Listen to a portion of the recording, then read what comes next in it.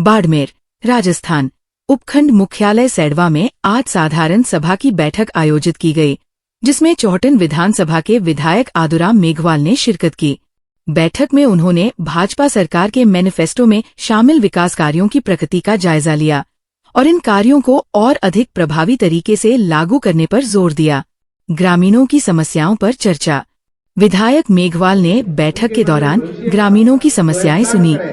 ग्रामीणों ने पानी, बिजली और सड़कों से संबंधित मुद्दे उठाए, जिनके समाधान का आश्वासन विधायक ने दिया।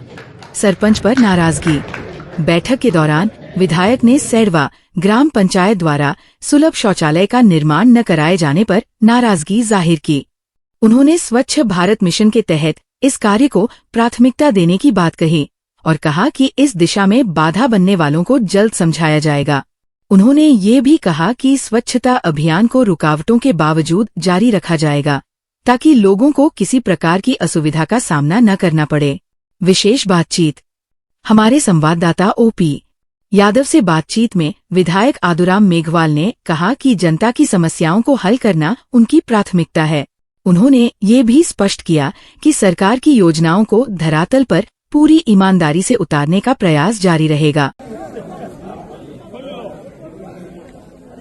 बाड़मेर के उपखंड मुख्यालय सेडवा में आज साधारण सभा की बैठक, जिसमें चौहटन विधायक आदुराम मेघवाल के द्वारा मुख्य अतिथि से और यहाँ के जितने भी लोग गणमान्य हैं वो यहाँ पर पहुंचे और सभी की समस्याओं को सुना गया। अब हम इस साधारण सभा के जो मुख्य उद्देश्य हैं वो विधायक महोदय से ही जानेंगे कि जो साधारण सभा थी उसके कितने कार्य अभी तक पूर्ण हुए और आगे जाके कितने कार्य पूर्ण होंगे। राजस्थान सरकार की सभी योजनाएं लगातार जाने की कोशिश कर रहे हैं और आज साधारण सभा चौहटन विधानसभा के सेडवा में आपने रखी है, कितना कार्य धरातल पे उतर चुका है।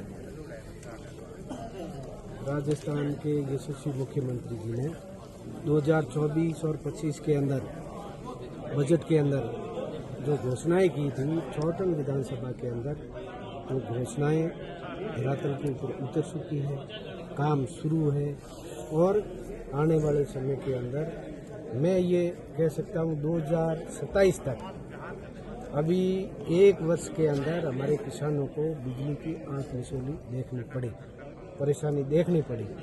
परंतु हमारे यशस्वी मुख्यमंत्री जी ने कहा है कि हमारे किसानों को हम 2027 तक 8 घंटे बिजली देंगे और वो भी दिन को 8 घंटे बिजली देंगे।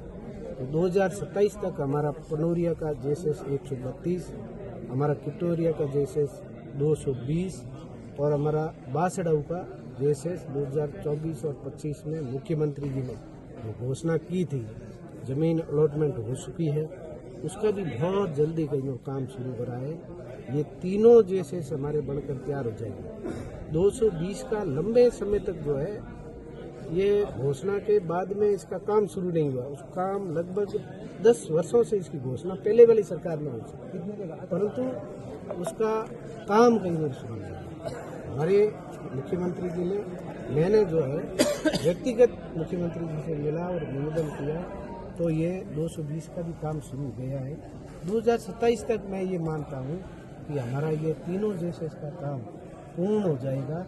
उस समय हमारे किसानों को हम 2027 में 8 घंटे बिजली देंगे और 8 घंटे दिन को बिजली देंगे। हमारे यशस्वी मुख्यमंत्री जी ने कहा हमारे कर्मचारी यदि 8 घंटे ड्यूटी करते हैं, सरकारी कार्यालयों के अंदर 8 घंटे करने का काम है, तो हमारे किसान भी 8 घंटा अपने खेत के अंदर काम करें, उनको दिन को हम बिजली दें, बाकी समय वो अपने परिवार के साथ में आराम से रहे।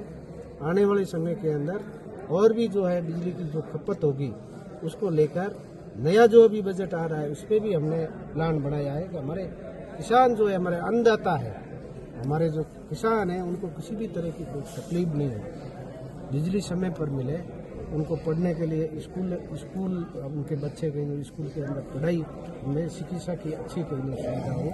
हमारे चौहटन विधानसभा के अंदर जो हमारा चौहटन का जिला अस्पताल की घोषणा की है, वो भी हमारे धरातल के ऊपर काम शुरू हो गया है। तो काफ़ी काम हो चुका है बाईपास के ऊपर चौहटन, और हमारे भामाशाह ने, वहाँ के हमारे सिंह जी ने जो है 32 बीघे जो है अपनी ज़मीन भामाशाह ने डोनेट करके अस्पताल को दी है, उसके ऊपर भी हमने काम शुरू करवा दिया। बहुत ही जल्दी कहीं और ये सब तैयार होंगे, चाहे एडीजी कोर्ट हो, चाहे पीजी कॉलेज हो, चाहे हमारे सेडवा के अंदर कृषि मंडी हो, जहाँ समूह की ढाणी घोड़े के ऊपर कई हमारे किसान कहते थे साहब ये घोड़ा किसे तेनों समतल होगा, नहीं भी घरों के तालों के घोड़े हमारी जब आलियाँ चलती है और सरकारें चाहती है तो एकदम समतल कर देती है।